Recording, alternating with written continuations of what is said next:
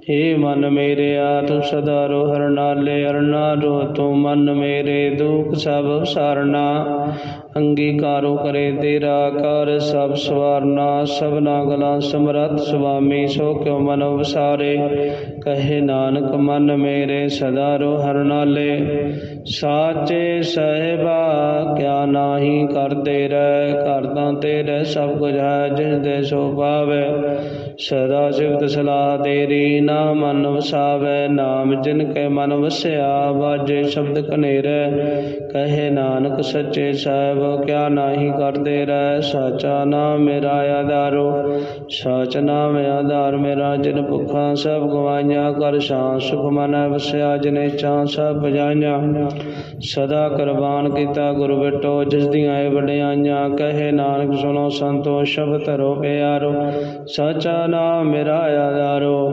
वाजे पंज शब्द दित घर सुभागे शब्द वाजे कला जित कर धारिया पंच दुत दवस कीते काल कंडक मारिया तुर कर्म पाया तुद जिन को से नाम हर के लागे कहे नानक तै सुख हो आदित कर अनहद वाजे आनंद सुनो वड भागियो सगल मनोरथ पूरै पार ब्रह्म प्रभ पाया उतरे सगल वसूरै दुख रोग संताप उतरै सुनी सच्ची बानी संत साजन भै सर से पूरे गुर ते जानी सुनते पनीत कहते पवित सतगुर रया भरपूर बिनवंत नानक गुर चरण लागै वाजे अनाद दूर सुनते पनीत कहते पवित सतगुर रया भरपूर बिनवंत नानक गुर चरण लागै वाजे अनाहद तूर। वाहिगुरु जी का खालसा वाहिगुरु जी की फतेह।